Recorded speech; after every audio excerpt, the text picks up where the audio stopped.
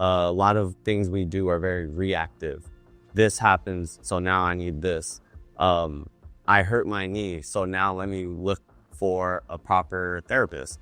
I have high blood pressure, now I need to do this. I like to take a very proactive standpoint. I come from a basketball background. I know that knees and ankles are a big issue.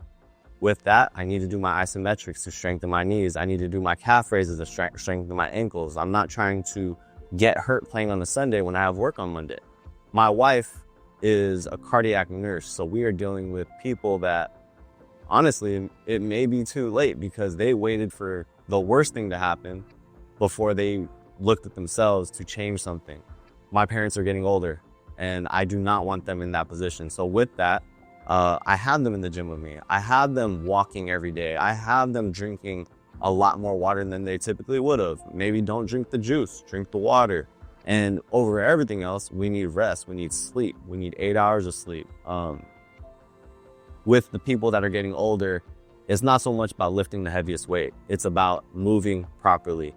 If you're able to squat deep, if you are able to lift your weight over your head, these are the things that life will test you with grandchildren, with picking up the pot from the bottom drawer. Are you able to do that? And if you're not, you should probably get in the gym and start trying. Or you could even doing it in the living room. Deep squats, lunges, overhead press. You don't need much, but we do need movement for longevity. And I can only stress this enough that movement is longevity. And without it, that end will be a lot shorter than you think. And the last thing you want to do is end up in a hospital bed because you didn't feel like it. You know, as a father of two, one, I need to be able to keep up with them. The last thing I need is for me to wake up, he's 14 and he wants to challenge me in a sport. I can't do it anymore. So that goes back to me training and being proactive about being able to move at a high level for as long as possible, because I want to be there for every moment. And especially that day when that boy wants to challenge me. Going to something current, he is 3 years old, going on 4, and he has all the mobility in the world. And that just tells me this is how we're supposed to move. And for some reason, as we get older, we lose that ability. We lose the ability to deep squat, to touch our toes, to move our hips proper. So as I watch him move, yeah, I'm teaching him things, but honestly, seeing how he moves on straight out of the factory settings, it shows that I need to put in some work. I need to get back to that place.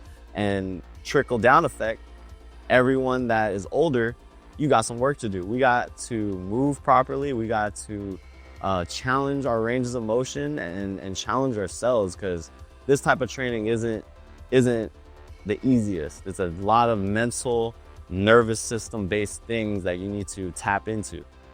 Many people, many athletes, tendon strength is a very important thing. What I like to use is a Smith machine, a hack squat machine, to put us in specific joint angles to really test the tendon in a safe manner. We need to be able to do multiple things on these machines. We're looking at overcoming isometrics to push the immovable object, which will really recruit as much motor neurons in those muscles as possible, so that when you do something athletically, you have that capability.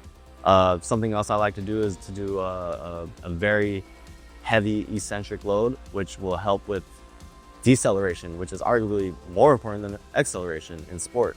And a lot of times in older people, they get hurt when they stop and change direction, and that's when they fall, and that's when something breaks. So to be able to test those tendons in a controlled setting will give you the capability to do that thing.